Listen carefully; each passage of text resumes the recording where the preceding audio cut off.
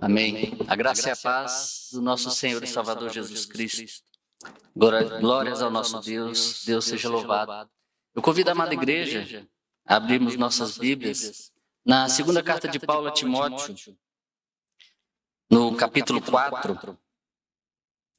Nós meditaremos esta noite nos versos de 1 a 5.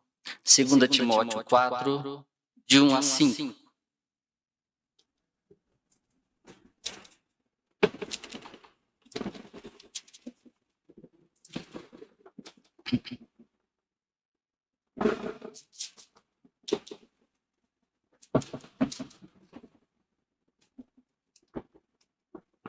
Segunda Timóteo 4, verso 1, assim diz a palavra do Senhor. Conjuro-te perante Deus e Cristo Jesus, que há de julgar vivos e mortos, pela sua manifestação e pelo seu reino.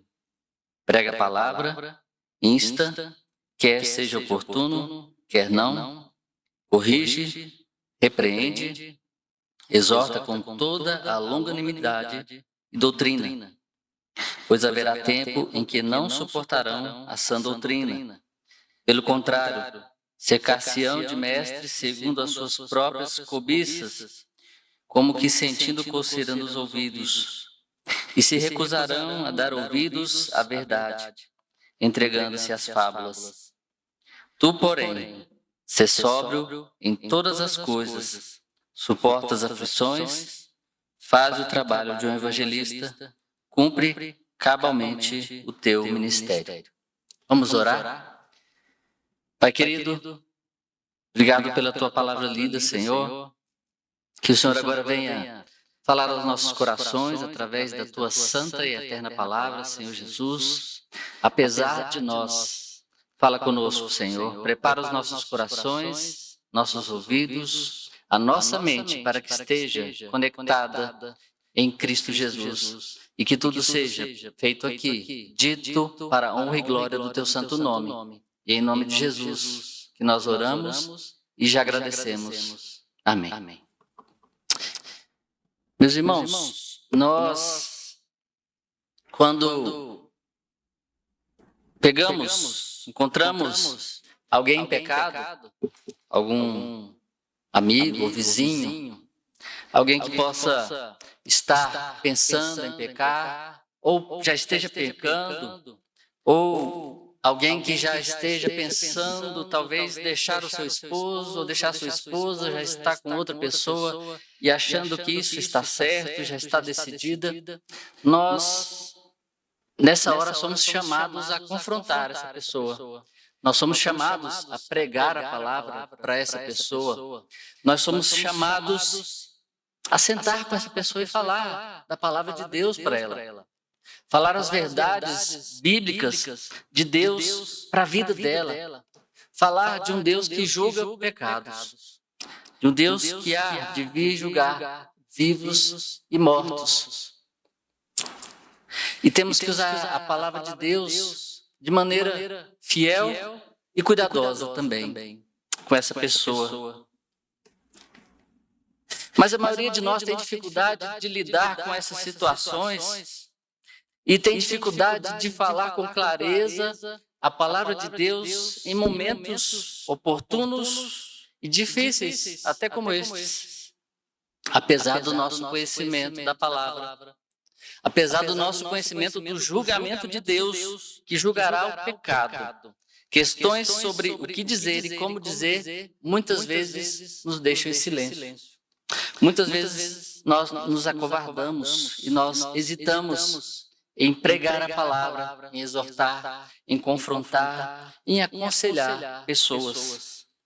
Mas nós temos que superar as nossas hesitações de pregar a palavra de Deus, principalmente por causa desse ordenamento aqui, esse ordenamento vigoroso que acabamos de ler aqui na introdução do capítulo 4, no verso 1, que diz assim: Conjuro-te perante Deus e Cristo Jesus, que há de julgar vivos e mortos, pela sua manifestação e pelo seu reino.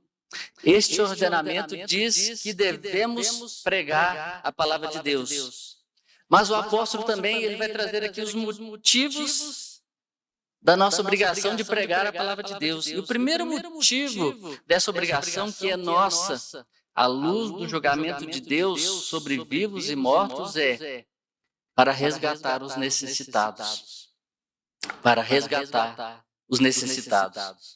As necessidades das pessoas variam e a instrução de Paulo para pregarmos a palavra vai ao encontro das necessidades de cada ouvinte, pois existem diversos tipos de ouvintes. E aqui nós podemos perceber que existem alguns tipos de ouvintes. Existem aqueles que não creem na palavra de Deus, existem aqueles que não obedecem à palavra de Deus, e aqueles que perderam a confiança na palavra de Deus.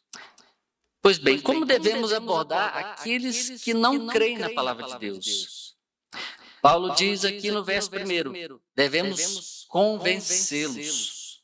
Ele diz no verso 2, prega a palavra, insta, quer seja oportuno, quer não, corrige, repreende, exorta com toda a longanimidade e doutrina. A primeira tarefa que nós devemos estar prontos a realizar é convencer. Paulo havia acabado de lembrar a Timóteo, lá no capítulo 3, verso 16, dizendo que toda a Escritura é inspirada por Deus e útil para o ensino, para a repreensão, para a correção, para a educação na justiça. A Bíblia tem esse caráter divino e autoritativo, pois é o meio de graça que Deus utiliza para salvar pecadores do juízo vindouro. O Deus que julgará o pecado também oferece misericordiosamente o Evangelho, cujas verdades resgatam aqueles que acreditam nele. Por isso, Paulo tem em mais alta conta a pregação da palavra inspirada por Deus, para convencer outros acerca da verdade. E esse convencimento pode exigir que expliquemos a palavra, que sentemos com as pessoas, expliquemos o significado e até defendamos a palavra de Deus. Essas questões quase sempre exigem muita paciência e ensino cuidadoso. Por isso, Paulo lembra Timóteo que ele deve estar preparado para convencer com toda a longanimidade e doutrina, ou seja, com todo cuidado, toda paciência e fiel à palavra. Em outras palavras, convencer alguém exige de nós a mesma paciência e cuidado que Deus teve conosco ao nos trazer para o Evangelho. Ao mesmo cuidado que ele usou pessoas para pregar para nós o Evangelho, nós temos que ter a mesma paciência e o mesmo cuidado para mostrar àqueles que ainda não conhecem a Cristo. Aqueles que não creem na palavra de Deus. Esses que não creem na palavra precisam ser convencidos por aqueles a quem Deus se revelou. Mas não é apenas aquele que não está convencido que necessita ouvir, mas também há aqueles que sabem, mas não obedecem. Como reagir nessas situações? Aqui, Paulo instrui, repreende com longanimidade e doutrina. Repreender envolve identificar atitudes erradas. Há momentos em que devemos enfrentar os outros e lhes dizer diretamente que devem parar de desobedecer a palavra de Deus ou parar de distorcê-la. Como Jesus disse em Lucas 17:3, acautelai-vos. Se o teu irmão pecar contra ti, repreendei-o. Se ele se arrepender, perdoa-lhe.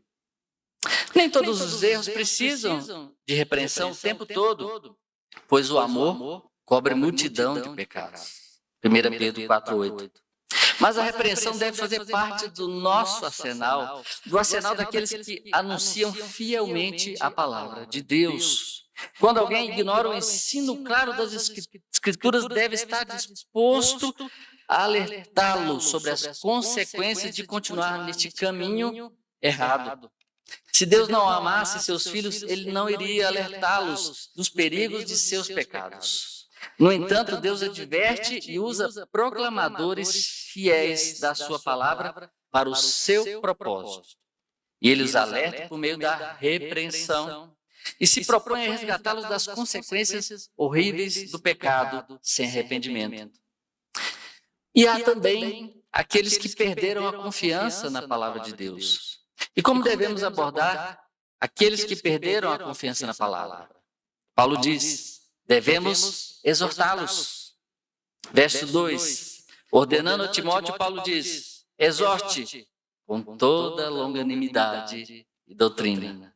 Exortar significa instar com alguém a respeito do conselho de Deus. Instar essa pessoa a agir sob a esperança e a força que Cristo oferece. Exortar é estimular, é incentivar a pessoa a crer, a confiar na palavra de Deus e nas promessas contidas na palavra do Senhor. Nossa exortação deve levar o povo de Deus às garantias e à doutrina de que necessita, a fim de fazer o que ele requer, mesmo que pareça difícil. Paulo nos diz em 2 Coríntios 12:9 que o próprio Deus exortou Paulo em uma época de provação, dizendo, a minha graça te basta, o poder se aperfeiçoa na fraqueza. Nós que proclamamos a palavra de Deus, as pessoas necessitadas, devemos nos tornar hábeis com as ferramentas que convencem, que repreendem e que exortam. Se realmente queremos convencer os outros a honrar a palavra de Deus, devemos fielmente lembrar uns aos outros que vivemos na santa presença de Deus e vivemos à vista de Deus, ou seja, vivemos em corandel, vivemos diante da face de Deus. E que, como seus filhos, devemos viver segundo os padrões da sua palavra. Essa proclamação não deve ser apenas responsabilidade de pastores. Aqueles de vocês aqui, jovens, que estão nas universidades, estão nas faculdades, que muitas são um lugar difícil, de muita oposição, de pessoas que ensinam aquilo que é contrário à palavra de Deus, vocês são chamados a pregar a palavra de Deus neste lugar terrível, neste lugar difícil. Por isso você precisa se juntar a outros iguais a você. Muitas das vezes nós não conseguimos fazer esse trabalho sozinho, mas quando nós chegamos num lugar, você deve procurar identificar outros irmãos em Cristo Jesus para a gente se ajudar. A gente se junta, a gente faz um grupinho, a gente começa a cantar no intervalo, a gente começa a pregar, ler a palavra, a gente começa a falar de Jesus juntos e uns vão animando os outros, mesmo num lugar difícil como é uma faculdade. Mas não só os jovens universitários, todos nós, quer estejamos em casa, quer estejamos no trabalho, estejamos na igreja, fomos chamados para a mesma tarefa, porque fomos comissionados para nos preocupar com aqueles que necessitam da palavra de Deus. Quando um amigo seu cai em pecado que ele não reconhece, que ele não se arrepende, você deve estar disposto a repreendê-lo amorosamente.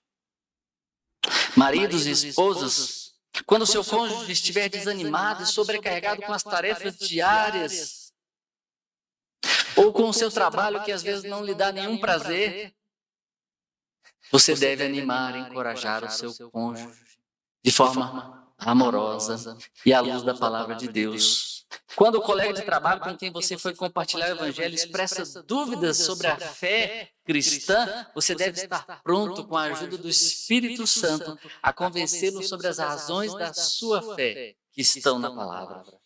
Nós temos muitas oportunidades para pregar a palavra de Deus às pessoas e saber que vivemos diante de Deus e diante de Cristo e que o Espírito Santo irá nos incentivar, irá nos motivar de forma poderosa nessa tarefa e de acordo com os próprios propósitos de Deus. Existem situações em que devemos estar preparados para repreender, convencer e exortar. Pela certeza de que Jesus irá julgar a humanidade, devemos pregar a palavra para o bem daqueles que precisam ser convencidos, precisam ser repreendidos e precisam ser exortados. Um segundo motivo de pregarmos a palavra de Deus é para defender a verdade. Para defender a verdade. E quando devemos defender a verdade?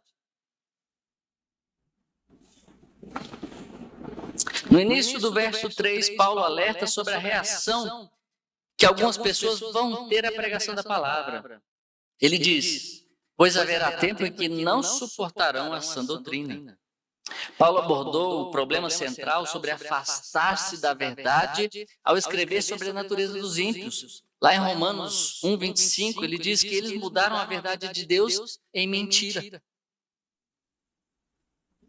Isaías também diz algo semelhante em capítulo 30, verso 10, ele diz assim: eles dizem aos videntes, não tenhais visões, e aos profetas, não profetizeis para nós o que é reto.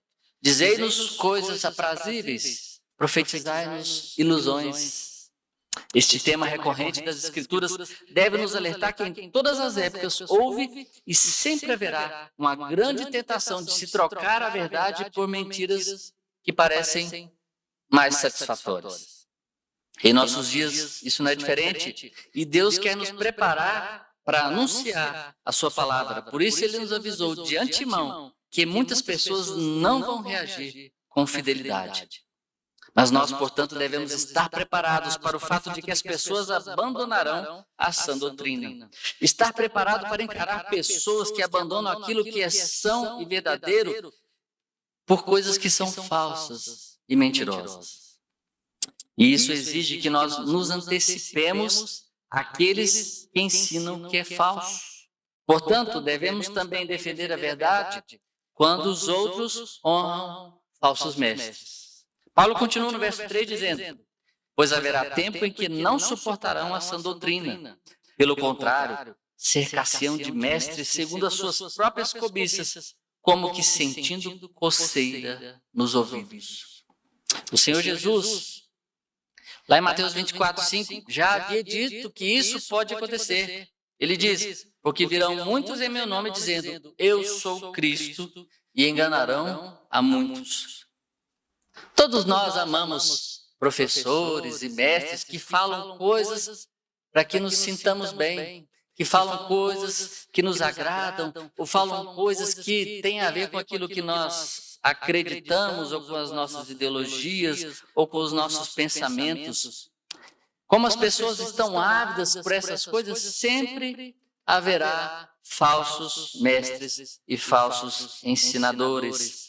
Não só devemos defender a verdade quando outros abandonam a sã doutrina ou quando honram falsos mestres, mas também quando os outros nem irão ouvir. Paulo diz no verso 4, e se recusarão a dar ouvidos à verdade. Ou seja, existem outros que nem vão te ouvir. No meio dessa passagem onde Timóteo está sendo encorajado a pregar a palavra em toda e qualquer situação, Paulo fala honestamente sobre aqueles que nem mesmo querem ouvir. Assim como Isaías diz, Senhor, quem creu na nossa pregação? Paulo ordena a Timóteo que pregue a eles a palavra. Lucas descreve uma situação assim lá em Atos 17, quando uma multidão se ajunta contra Paulo em Tessalônica e depois os segue até Bereia. Os de Bereia estavam dispostos a examinar as Escrituras e ver se aquilo que Paulo dizia conferia com as Escrituras. Mas a multidão de Tessalônica e alguns de Bereia que foram influenciados por esses não estavam dispostos a ouvir a pregação de Paulo, independentemente do que a Escritura dissesse. As circunstâncias eram desafiadoras para Paulo, mas isso não impediu ele de continuar pregando. Tanto é que a sua próxima parada foi em Atenas, onde mais uma vez alguns ouviram e outros não ouviram. Martinho Lutero, enquanto esteve diante do tribunal eclesiástico na tarde de 18 de abril de 1521, foi confrontado com uma pergunta: você irá se retratar de seus escritos e dos erros que eles contêm? Depois de passar a noite orando e pensando e buscando a resposta certa para responder, ele respondeu: a menos que eu seja convencido pelas Escrituras e pela razão clara, eu não aceito a autoridade de papas e concílios, pois eles têm se contraditado mutuamente. Minha consciência é cativa da palavra de Deus. Eu não posso e não irei me retratar de nada, pois ir contra a consciência não é certo e nem é seguro. Aqui permaneço e não posso fazer o contrário. Deus me ajude. Amém. Em última análise, ele se via como responsável não diante daqueles juízes, mas ele se via responsável diante do grande juiz, que é Deus. E por isso, ele tinha a motivação de pregar a palavra de Deus na mais desafiadora das situações. Esses relatos nos lembram que, embora outras pessoas possam abandonar o que são e honrar o que é falso e se recusar a dar ouvido à nossa pregação, ainda temos a obrigação de pregar a palavra. Todos nós aqui, você e eu, temos uma vocação semelhante.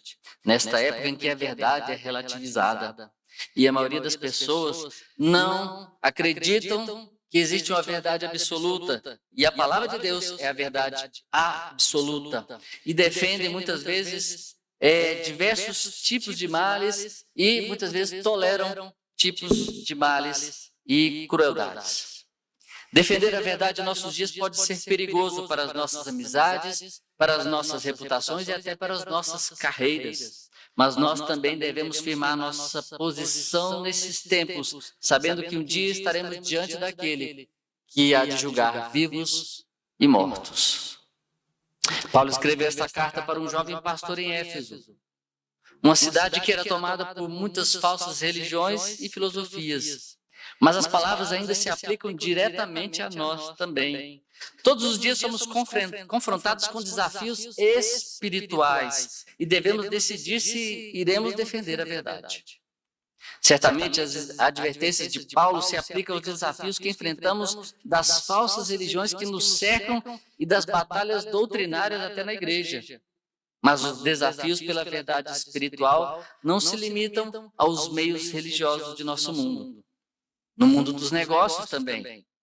No mundo dos negócios pode haver pressão para você abandonar a sua ética baseada na sã doutrina. Porque essa ética supostamente é ultrapassada para algumas coisas. Numerosos exemplos amplamente divulgados de escândalos de empresas que anteriormente tinham uma reputação sólida deixam claro que a ética que os orientava foi a do faça o que for preciso para ter sucesso. Faça o que for preciso para ter lucro. Passe por cima de quem for preciso. Seja lidando com a necessidade de apresentar lucro, seja lidando com a contratação, demissão, ou simplesmente para ganhar a aprovação de seus pares. Os crentes no local de trabalho muitas vezes se encontram em situações em que o comportamento antiético não é apenas minimizado, mas é esperado. Às vezes seu chefe fala para você dizer uma mentira. Você atende o telefone, a pessoa, quero falar com fulano. Aí seu chefe diz que eu não estou. Aí você tem que obedecer meu chefe. Você não pode mentir? Nós aprendemos hoje de manhã que o pai da mentira é o diabo. Mas eu posso perder meu emprego, pastor. Exatamente. É isso mesmo. Você pode perder o emprego. É isso que Deus requer de nós. Porque o mundo espera de nós que nós estejamos com medo de perder o emprego, de perder uma promoção, de sermos ridicularizados, envergonhados. Mas Deus espera o contrário. Os cristãos podem se achar trabalhando para supervisores que não vão nem querer ouvir as alternativas. Nessas situações, não devemos sucumbir à mentalidade de rebanho que honra falsos mestres, com suas garantias de vão sucesso fácil e alegação de que todo mundo faz e que é necessário. A batalha pela fidelidade à palavra de Deus muitas vezes não é travada em grandes concílios, mas nas decisões diárias da nossa vida. Nessa cultura em que nós vivemos de descompromisso com a ética, nós nadamos contra a maré. É uma tarefa difícil, é uma tarefa hercúlea, mas nós somos chamados para essa tarefa e nós somos capacitados para essa tarefa. Um executivo que recebe uma oferta atraente para ganhar um bônus e simplesmente olhar para o lado. Um aluno que é encorajado por seus colegas a colar na prova. Um oficial de igreja que é instado a falsificar o número do hall de membros. Ou um adolescente que é instado por amigos a baixar músicas pirateadas.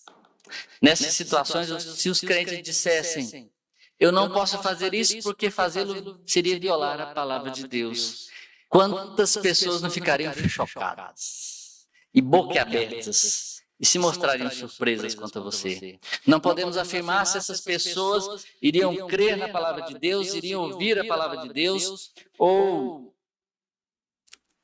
te ouvir, ou iriam até rir da sua cara. Mas uma coisa nós temos a certeza, de que Deus seria honrado pela sua vida.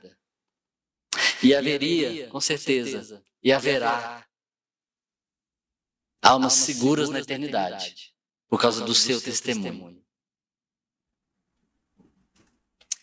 Definitivamente, o Senhor nos deu um desafio aqui, chamando-nos para resgatar os necessitados e para defender a verdade. Mas agora o apóstolo reforça suas instruções anteriores, lembrando-nos de mais um terceiro e último motivo pelo qual devemos pregar a palavra de Deus, que é para cumprir o nosso dever. Para cumprir o nosso dever. E como Paulo diz que devemos cumprir o nosso dever? Ele começa dizendo que devemos ser sóbrios. Verso 5, Paulo ordena a Timóteo: tu, porém, ser sóbrio em todas as coisas. A palavra ser sóbrio quer dizer estar lúcido. Paulo nos ordena a não perder o foco e a postura de sempre estarmos alertas quanto às oportunidades que surgem para o nosso cumprimento dos propósitos de Cristo. Lá em Colossenses 4, de 2 a 6, Paulo escreve de forma semelhante, dizendo: perseverai na oração, vivendo com ações de graças. Suplicai ao mesmo tempo também por nós, para que Deus nos abra a porta à palavra, a fim de falarmos do mistério de Cristo. Portai-vos com sabedoria para com os que são de fora. Aproveitai as oportunidades. A vossa palavra seja sempre agradável, temperada com sal, para saberdes como deveis responder a cada um. Mas seja claro no seu pensamento. Não seja distraído ou excessivamente angustiado por causa das circunstâncias, para que você possa estar atento às oportunidades que Deus está providenciando para você. Ele dá ao seu povo muitas oportunidades para tornar a sua verdade conhecida. Pessoas lhe podem fazer algumas perguntas do tipo: como você consegue ser tão alegre, já que está passando por essa doença, por essa dificuldade financeira, por esse desemprego, por um problema no casamento? Como você consegue ser tão alegre? Como você pode ter tanta esperança em meio a tantas dificuldades? Como é que você pode ter tanta esperança com esse mundo aí? Um mundo que vai de mal a pior. Por que você não toma algum atalho que os outros tomam? Porque os seus filhos te obedecem. Como é que você faz para os seus filhos te obedecerem? Por que você honra tanto o seu esposo ou a sua esposa? Se fosse eu, já tinha largado. Se você anda com Jesus, existem muitas maneiras de se diferenciar neste mundo caído. E se você for sóbrio, Deus usará as respostas às perguntas que os outros têm sobre você para lhes falar sobre Jesus. Mas também devemos estar dispostos a suportar as dificuldades. Paulo continua no verso 5, ele diz: suporta as aflições. Esta deve ser uma das ordens mais desafiadoras de Paulo. Lembre-se do contexto: Paulo estava preso. Paulo estava na prisão, acorrentado e aguardando ser executado. Paulo sabia tudo sobre aflições. Ninguém mais do que Paulo sabe o que é aflição aqui. 2 Coríntios 11, 24 a 27, ele diz: 5 vezes recebi dos judeus uma quarentena de açoite menos um. Fui 3 vezes fustigado com varas, uma vez apedrejado, em naufrágio 3 vezes, em perigo de rios, em perigo de salteadores, em perigos entre patrícios, em perigos entre gentios, em fome e sede, em jejuns, muitas vezes em frio e nudez. Tudo por causa de quê? Tudo por causa do Evangelho. Agora você pode pensar: eu realmente não quero ser açoitado, nem apedrejado. Ninguém quer, né? No entanto, em 2 Timóteo 3,12, Paulo escreve: ora, todos quantos querem viver piedosamente em Cristo Jesus serão perseguidos. Promessa de Deus. É uma garantia, uma promessa. Todos aqueles que querem realmente viver debaixo da soberania de Cristo e ser fiéis a Cristo em todos os momentos, em todas as circunstâncias, serão perseguidos de alguma forma. Você vai sofrer dificuldades e aflições se realmente você viver para Cristo. Mas lembre-se do verso 2 de nossa passagem. Deus nos deu sua palavra, as exatas palavras que saíram da sua boca, o mesmo sopro de sabedoria e amor que deu vida ao homem original, também fez surgir e permeia a palavra de Deus para que possamos ter sabedoria e amor de Deus sempre a nos encorajar. Somos capazes de suportar as aflições ao ministrar a palavra de Deus, não só porque representa a sua verdade, mas também porque reflete o caráter de Cristo. Deus nos ministra a realidade de quem Ele é. Enquanto ministramos sua palavra aos outros, assim, ao pregarmos a palavra de Deus aos outros, o poder do Espírito Santo e as realidades do seu Filho Jesus Cristo invadem nossas circunstâncias, abraçam nossos corações e fortalecem a nossa vontade para o trabalho na obra de Deus, que é o qual? Pregar o Evangelho.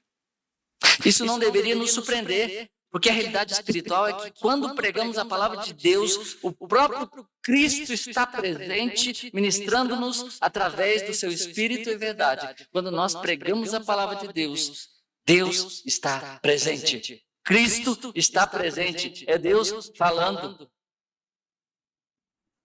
Tem um livro do John Piper que tem um título muito interessante que diz assim: não desperdice o seu câncer. Forte, né? É interessante, porque os crentes, mesmo em meio à dor, mesmo em meio às doenças, talvez um câncer, nós vemos crentes fervorosos, que mesmo no leito de hospital, eles pregam o Evangelho. Às vezes você vai visitar uma pessoa doente e você sai de lá fortalecido por aquela pessoa. E eles pregam para o enfermeiro, pregam para o médico dele, pregam a palavra. E esse livro fala disso. Não desperdice seu câncer. Aproveite a oportunidade para pregar o Evangelho. E saber que mesmo que você morra, você morrerá em paz em Cristo Jesus. Na medida em que proclamamos as verdades com mais amor, elas também se tornam mais reais, fazendo o nosso testemunho para os outros ainda mais poderoso. Talvez seja por esta razão que Paulo primeiro nos diga para suportarmos as dificuldades, para então mencionar que devemos fazer o trabalho de evangelistas. O restante do verso 5, Paulo diz: faz o trabalho de evangelista, cumpre cabalmente o teu ministério. Talvez você possa não se achar um evangelista, mas quando compartilha com alguém a maneira como Jesus o encoraja e o conforta você em uns tempos de dificuldade, de aflição, você realmente está envolvido numa atividade de evangelismo. Você é um evangelista. Quando você conversa com um colega de trabalho sobre como Deus mudou a sua vida, como Deus mudou seu casamento, como Deus mudou os seus filhos, você é um evangelista. Quando você joga futebol, você pode falar de Jesus. Quando você vai para a academia, vai andar de bicicleta, vai fazer qualquer outra coisa, você pode falar de Jesus. Você está sendo evangelista. Você está envolvido com o evangelismo. Quando você diz ao seu filho na sua casa, Jesus te ama, você está fazendo o trabalho de evangelista para os seus filhos. A primeira pessoa que você tem que pregar é para os da sua casa. Você tem que ser evangelista. Esses compromissos estão nos planos e propósitos de Deus. Ele nos chama para fazer o melhor em cada oportunidade. As almas das pessoas estão em jogo, as almas dos seus filhos estão em jogo, as almas dos seus parentes estão em jogo, as almas do seu vizinho estão em jogo. Jesus julgará todas elas, mas Ele também estende a sua misericórdia a elas através de nós. A palavra de Deus tem um tremendo poder de mudar a eternidade para aqueles que acreditam em suas verdades. Devemos anunciá-la para que a mensagem de Cristo possa ser conhecida e crida. Isso é mais do que um dever, isso é um privilégio que os anjos queriam, mas Deus deu para nós. o privilégio de sermos cooperadores de Jesus na salvação eterna dos que estão em perigo. A aplicação desses versículos aqui, meus irmãos, não é óbvia somente para pastores ou aqueles que ocupam ofícios na igreja, mas espero que sejam óbvias para você e que agora estejam se tornando mais claras para todos nós. Por exemplo, algumas aqui são mães que ficam em casa. E os seus dias muitas vezes são caóticos, que ela tem que cuidar das atividades da casa, cuidar das crianças, olhar a tarefa das crianças, acompanhar as crianças, correr atrás das crianças, arrumar a roupa das crianças, dar banho nas crianças.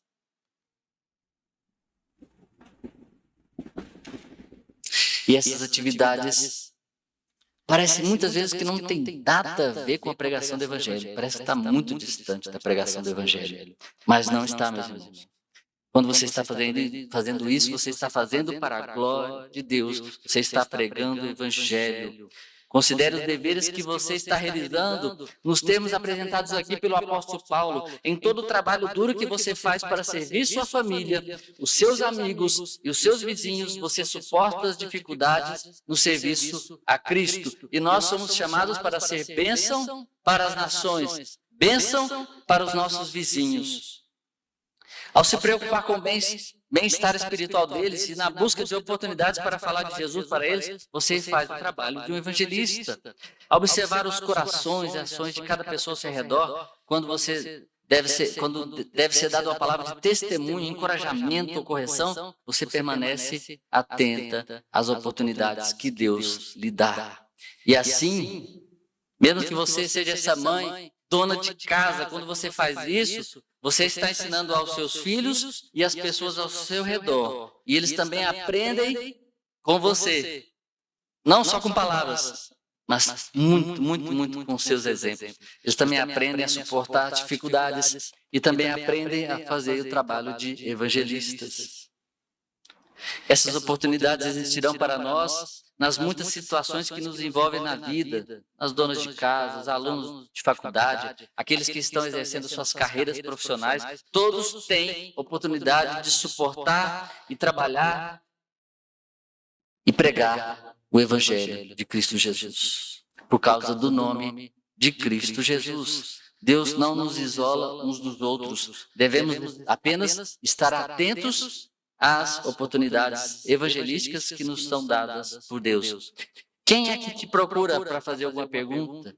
Quem é que te admira no trabalho ou na família? Quem gosta da sua companhia, de almoçar com você, tomar um cafezinho com você, de jogar uma bola, de falar do mesmo time que você? É essa pessoa que Deus está colocando à sua frente para você trabalhar, para falar de Jesus. Essas pessoas são responsabilidade minha, não são suas, não são minhas, não são do pastor Jailson, não são dos presbíteros, é sua. Deus colocou na sua mão essas pessoas. Pense em como você pode compartilhar Cristo com elas. Pela graça de Deus e pelo poder do Espírito Santo que te habita, os outros irão conhecer Jesus Cristo através de você. Amém? Concluindo, meus amados, o Senhor Jesus, através de Paulo, colocou-nos uma exigência aqui elevada e santa, que vai requerer de nós um sério compromisso. Em sua graça, Deus nos chamou, nos motivou e nos capacitou a superar nossos temores, para que possamos pregar a sua palavra, cumprindo seus propósitos. Deus o chamou para que você cumpra o seu dever de falar dele, colocando em seu coração a preocupação de pregar a palavra para resgatar os necessitados e para defendê-la contra aqueles que a negam. Você e eu podemos conhecer essa realidade mais profundamente ao pregarmos com fidelidade a palavra para as pessoas presentes em nossas vidas. Quando apresentamos o que Deus tem feito por nós, ao enviar seu Filho Jesus para nos resgatar do julgamento, a sua graça se torna uma motivação renovada para obedecê-lo e falar dele. Crentes são chamados a viver vidas comuns, em lugares comuns, e no meio de tudo isso, ser testemunhas ousadas de um evangelho extraordinário, pregando a palavra, pregando o evangelho, pregando a Cristo. E a minha oração sincera nessa noite é que essa graça venha motivar a mim e a você, para que preguemos a palavra de Deus, quer seja oportuno, quer não seja oportuno, para todos aqueles que necessitam da graça do Senhor Jesus. Deixe você ser usado como instrumento nas mãos do Redentor, para a glória do Senhor Jesus Cristo. Amém? Vamos orar? Pai querido, nós agradecemos pela Tua palavra, Senhor. Obrigado, Pai, porque a Tua palavra, ela nos confronta, ela nos corrige, ela nos exorta, ela nos conforta, ela nos capacita, ela nos ensina, Pai, o que devemos fazer. Perdoa-nos, ó Pai, porque muitas vezes nós não a cumprimos, nós nos acovardamos, nós nos omitimos. Perdoa-nos, ó Pai, porque somos falhos. Ajuda-nos, Senhor, porque pela nossa natureza pecaminosa nós não conseguimos. Mas nós cremos no poder do Teu Santo Espírito que habita em nós, que através da Tua palavra, que Ele coloca as palavras certas na nossa boca e nos instrui a saber falar o que convém para que pessoas possam ouvir de Cristo Jesus, através da nossa boca e através da nossa vida. Ajuda-nos, Senhor. Ajuda-nos a começar esse trabalho na nossa casa. Ajuda-nos a sermos evangelistas na nossa própria casa, Senhor. No nosso bairro, na nossa cidade, no nosso país, aonde o Senhor nos levar, Senhor. Aonde a nossa planta dos nossos pés pisar. Que nós sejamos sal e luz. Que nós façamos o trabalho e cumpramos cabalmente o Teu ministério, Senhor. Para que através de nós, como instrumentos nas Tuas mãos, levemos outras pessoas para que saiam da escuridão, das trevas do inferno e venham para a glória, para a luz de Cristo e para o céu eterno. Ajuda-nos, ó Pai. E aqueles aqui, e aqueles que ainda vão ouvir essa mensagem, que ainda não conhecem a Cristo, que ainda estão com a sua mente obscurecida, Senhor, que não creem na Tua palavra, ó Senhor, toca em seus corações, abre as suas mentes, tira as vendas, Senhor, tira a cegueira espiritual, para que eles vejam e conheçam a Cristo Jesus e se dobrem aos seus pés. Entregue as suas vidas a Cristo Jesus. E entrem para essa fileira dos batalhões, do exército de Cristo Jesus, do nosso general, para que os sigamos e assim levemos outros e mais outros ainda, que ainda virão, para completar a Tua igreja, o Teu povo, para a glória do Senhor Jesus Cristo. Essa é a nossa oração que nós fazemos, em nome de Cristo Jesus, nosso Senhor e Salvador. Amém.